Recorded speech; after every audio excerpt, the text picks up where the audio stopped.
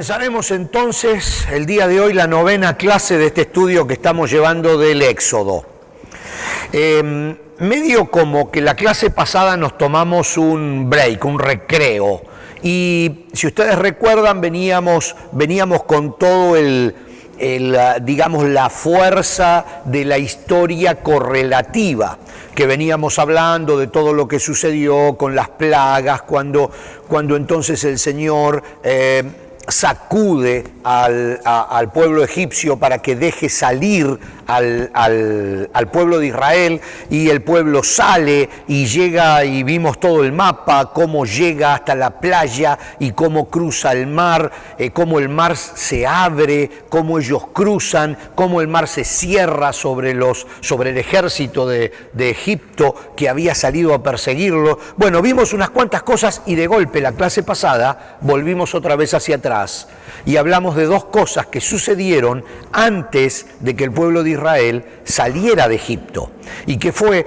la reglamentación de la Pascua, que era la estrategia que Dios quería que los judíos utilizaran por siempre para recordar lo que iba a suceder en ese tiempo. O sea, que ellos implementaran en su calendario una fiesta para recordar todo el resto de su vida, generación por generación, lo que habían vivido esa noche cuando el ángel del Señor pasó por todas las casas de las distintas ciudades de la nación egipcia, matando a los primogénitos de cada familia, y solo se salvaban los primogénitos que estaban dentro de una casa que estaba cubierta o marcada con la sangre de un sacrificio.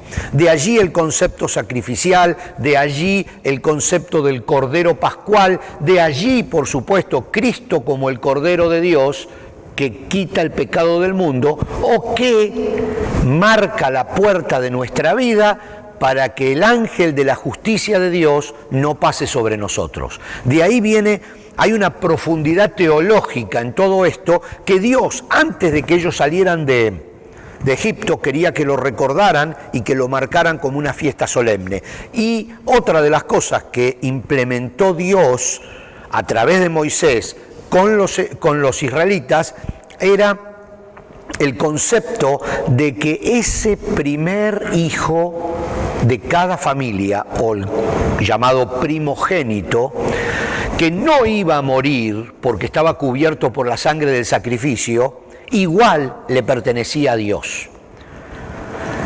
Y a partir de ahí comienza toda una historia del pueblo de Israel basada en la primogenitura. Una historia que después continúa con los levitas, que son los que reemplazan a los primogénitos, porque luego Dios les dice: elijo un pueblo que represente a los primogénitos. Y de las 12 familias de Egipto, elige a los levitas, a los descendientes de Leví, hijo de Jacob, de Israel, hijo de Israel, Jacob llamado Israel, para que represente a los primogénitos.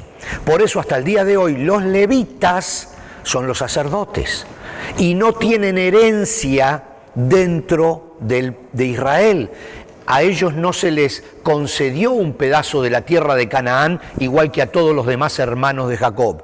Los levitas tenían que vivir de la 10ª parte de los demás hermanos, de allí el concepto del diezmo a los sacerdotes. O sea que nosotros en este estudio estamos viendo historia y estamos viendo de dónde sale nuestra doctrina. La doctrina es nuestra línea de creencia. Las cosas que nosotros creemos, eso es doctrina. Entonces, ¿de dónde sale el diezmo? ¿De dónde sale el sacerdocio? ¿De dónde sale la primogenitura? ¿De dónde sale la Pascua? Todo eso está saliendo de aquí. Por eso a veces es tan importante conocer y entender la historia para entender el presente. Porque a veces se habla del diezmo y se habla de esto, pero no se sabe de dónde salió, cómo fue creado, para qué fue creado. Fíjense que el diezmo nace el día que mueren los primogénitos de Israel, de Egipto. Y se salvan los primogénitos de Israel, aunque el diezmo era algo que ya estaba en el corazón del hombre desde antes de la ley, porque el diezmo nace con los primogénitos, se implementa luego, 2 meses después, lo vamos a ver, en las tablas de la ley, en el monte Sinaí, a donde llega el pueblo después de salir de Egipto, pero ya estaba en el corazón del hombre, porque fíjense que muchísimos años atrás, 3 generaciones atrás, estamos hablando 13 o 14 o 15 generaciones atrás, porque estamos hablando de Abraham. A Abraham le pagó diezmos a Melquisedec cuando se encontró con él, el sacerdote Melquisedec, sacerdote del Rey Altísimo, que muchos piensan que era de hecho el Señor Jesús. Muchísimo antes de la ley, muchísimo antes de esta primera Pascua, ya el diezmo estaba en el corazón del hombre. El diezmo es simplemente reconocer con un tributo material al que es superior. Simple. Pero luego se implementa con los primogénitos y con los levitas. Por eso hay tanto aquí metido en esto que estamos estudiando. Tanto y tan interesante para a veces entender cuando de un púlpito un ministro, un pastor habla acerca de algo y no lo puede explicar, porque no se puede poner a hablar 45 minutos acerca de la historia que está detrás de eso que dice. Y a veces muchos en las iglesias escuchan y no saben de dónde salió todo eso. Pero bueno, nosotros tenemos la posibilidad ahora de meternos y escarbar un poquitito en la Biblia y ver de dónde fueron saliendo las cosas. Por eso, la clase pasada nos tomamos como este recreo y volvimos hacia atrás, como este paréntesis y volvimos hacia atrás. Ahora tenemos que seguir del punto donde dejamos. Por eso en esta 9ª clase vamos a seguir desde que el pueblo de Israel se quedó con la boca abierta viendo cómo el mar se cerraba y ahogaba al ejército del faraón que venía persiguiéndolos. Imagínense esto, ya no les quedaba otra opción, estaban de este lado del mar, como 1 millón de personas, quizás más, todos allí paraditos, y venía el ejército cruzando por el mismo camino que ellos habían cruzado el mar. El mar se había secado y ellos venían pasando por ese mismo sendero y venían con los carros de guerra a atacarlos, y de golpe ellos en la playa ven como el mar se cierra sobre el ejército. ¿Se imaginan ustedes los gritos, la desesperación de esa gente? Hay un montón de historias que ahora recién las películas de Hollywood las están recreando, pero los muertos, los soldados flotando allí en la playa, debe haber sido algo dantesco. Desde ese momento continuamos nosotros hacia el monte Sinaí, porque la primer parada de todo el pueblo de Israel era el monte Sinaí. Entonces dice Éxodo 15, a partir del capítulo 22, entonces Moisés guió al pueblo de Israel lejos del Mar Rojo, y se internaron en el desierto del sur. Viajaron por este desierto durante 3 días sin encontrar agua. Cuando llegaron al oasis de Mara hoy no está con nosotros, pero tenemos una Mara en el grupo, no pudieron beber el agua porque era demasiado amarga.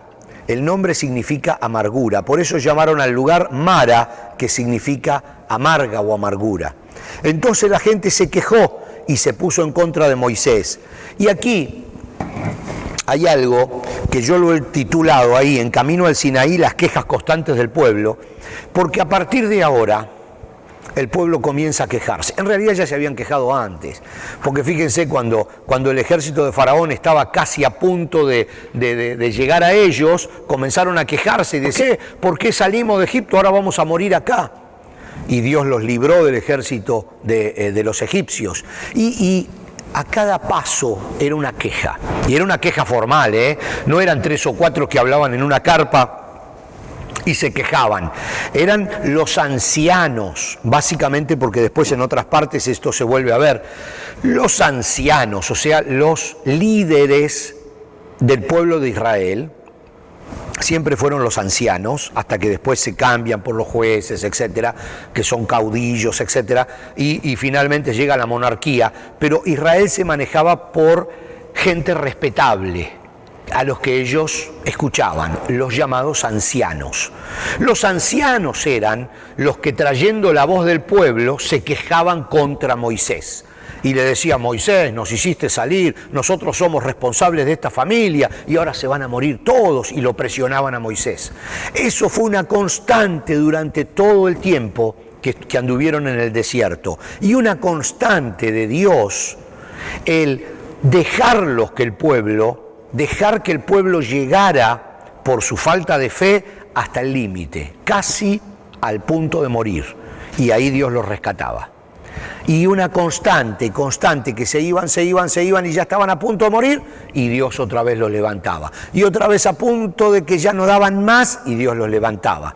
Y Dios les estaba enseñando, porque Dios quería que ese pueblo entrara a una tierra prometida, una tierra que Él les había prometido, pero no podían entrar con esa mentalidad perdedora de esclavos que tenían en Egipto. Tenían que entrar confiando en Dios. Entonces Dios durante 40 años los instruye. Algunos mayores de edad eran tan duros que no quisieron recibir la instrucción de Dios, y fue toda la generación que murió en el desierto. Pero los jóvenes que se acostumbraron al poder de Dios librándolos, y empezaron a sentir confianza porque recordaban lo que Dios había hecho con ellos, y entonces tenían fe en Dios porque recordaban que Dios los había ayudado en el pasado, ¿por qué no los iba a ayudar en el futuro? Esos entraron a la tierra prometida. Entonces fíjense, dice, la gente se quejó y se puso en contra de Moisés. ¿Qué vamos a beber?, reclamaron. Así que Moisés clamó al Señor por ayuda, y Él le mostró un trozo de madera. Moisés echó la madera al agua, y el agua se volvió potable. Fue allí en Mara donde el Señor estableció el siguiente decreto como una norma para probar la fidelidad del pueblo. Les dijo: si ustedes escuchan atentamente la voz del Señor su Dios y hacen lo que es correcto ante sus ojos, obedeciendo sus mandatos y cumpliendo todos sus decretos, entonces no les enviaré ninguna de las enfermedades que envié a los egipcios, porque yo soy el Señor quien los sana. Entonces, en toda esta historia que nosotros estamos viendo del camino que caminó, valga la redundancia, el pueblo de Israel a través del desierto, estamos viendo cómo Dios actúa. De alguna manera, la forma de ser de Dios, la forma en que tiene Dios de trabajar con su pueblo. Si nosotros hilamos finito la misma enseñanza que Dios estaba dándole al pueblo de Israel, nos la da a nosotros. Y el mismo objetivo que tenía con el pueblo de Israel lo tiene con nosotros, que podamos alcanzar la madurez y la confianza en Él como para poder habitar dignamente la tierra prometida que nos está esperando. Y así, paso a paso, los va guiando, porque Dios podría haber preparado ese manantial con agua dulce desde el comienzo. De hecho, simplemente podría haber sido agua dulce. Sin embargo, no era agua dulce, era agua imbebible, agua amarga. ¿Y qué sucedió? Dios cambió el agua amarga en agua dulce adelante de ellos para que ellos vieran el milagro y irlos formando. Ese era el objetivo, 40 años de formación. Fíjense que si nosotros estudiamos el concepto de los 40 años, Moisés también estuvo 40 años en el desierto, preparándose para esta tarea. Jesús estuvo 40 días en el desierto, preparándose antes de comenzar a predicar en su ministerio de 3 años. Siempre hay una preparación en la vida de las personas y en la vida de los pueblos para que comprendan qué es lo que Dios quiere de ellos. El pueblo de Israel podría haber entrado a la tierra prometida en 3 meses o en 4 meses, sin embargo tardaron 40 años, porque se equivocaron, y ya lo vamos a ver, varias veces se equivocaron. Se equivocaban y se equivocaban y se equivocaban y no aprendían. Tardaron 40 años en entrar a la tierra prometida. De hecho, una generación completa no vio la tierra prometida jamás, entre ellos Moisés. Moisés pudo ver la tierra prometida desde lejos, pero Dios no lo dejó entrar. Así que fíjense hasta el nivel de lo que estamos hablando, que el gran líder que sacó al pueblo de Israel de Egipto no entró a la tierra prometida porque no llegó a comprender en profundidad y se equivocó mucho, ya lo vamos a ver, porque Dios le reclama más al que más sabe. Y el pueblo de Israel, que actuaba por inocencia, muchos de ellos, igual por misericordia dejó entrar a muchos. Pero Moisés, que tenía todas las luces y falló, le dijo, por eso no puedes entrar. Entonces, hay un montón de detalles que nosotros vamos a ir viendo en estas clases futuras, que no hablan solamente de historia. Por eso a mí me entusiasma. Hablan de entender cómo actúa Dios. Si nosotros entendemos cómo actúa Dios, definitivamente que vamos a ganar muchos años de sufrimiento. No vamos a tener que pasar tantos años sufriendo, porque de alguna manera vamos a ganar tiempo, nos vamos a adelantar. Si hacemos las cosas como Dios quiere que las hagamos, no vamos a pasar tanto tiempo en el desierto. 40 días es suficiente, 40 años es mucho. Entonces, la tierra prometida es para todos, pero no se puede llegar sin haber aprendido la lección. Otra queja más, fíjense, vamos a ver varias quejas y en cada queja nosotros vamos a ir viendo cómo el Señor les enseña, porque después de la queja refleja una realidad y una falta de fe, porque si no, no se quejarían. Una realidad problemática y una falta de fe y la solución de Dios. Llegaron al día 15 del segundo mes, un mes después de salir de la tierra de Egipto, un mes después de salir de la tierra de Egipto. Esto es importante para que veamos lo que tardan en llegar hasta el monte Sinaí, lo que sucede después del monte Sinaí. Después del monte Sinaí, ellos caminan recto hacia la tierra de Canaán. Están ahí cerquita, no sé cuánto habrán caminado, 60 días, hasta la tierra de Canaán. Allí se vuelven a equivocar y Dios le dice, no pueden entrar, se tienen que quedar. 38 años más se tuvieron que quedar en el desierto. En 2 años hubieran entrado, no pudieron entrar. Se tuvieron que quedar en el desierto. Llegaron al día 15 del segundo mes, un mes después de salir de la tierra de Egipto. Allí también toda la comunidad de Israel se quejó de Moisés y Aarón. Si tan solo el Señor nos hubiera matado en Egipto, dicen. Protestaban, allá nos sentábamos junto a las ollas llenas de carne y comíamos todo el pan que se nos antojaba, pero ahora tú nos has traído a este desierto para matarnos de hambre. Bueno, debe haber sido bastante difícil el tema de conseguir comida para 1 millón y pico de personas en el medio del desierto, ¿no? La verdad es esa. ¿De dónde sacaban la comida? Luego el Señor le dijo a Moisés, he oído las quejas de los israelitas, ahora diles, por la tarde tendrán carne para comer y por la mañana tendrán todo el pan que deseen. Así ustedes sabrán que yo soy el Señor su Dios. ¿Ve cómo les está enseñando? Pero primero los dejó empezar a morirse de hambre. O sea, los hizo que se les retorcieran las tripas de hambre. Y después les dice, yo les voy a dar comida. Le podría haber dado comida desde el primer día, pero no se las dio. Estaba probándolos, estaba enseñándolos, porque quería que entraran a la tierra prometida confiando en que Dios le puede dar la comida. Entonces el Señor le dijo a Moisés, mira, haré llover alimento del cielo para ustedes. Cada día la gente podrá salir a recoger todo el alimento necesario para ese día. Aquí también hay toda una enseñanza.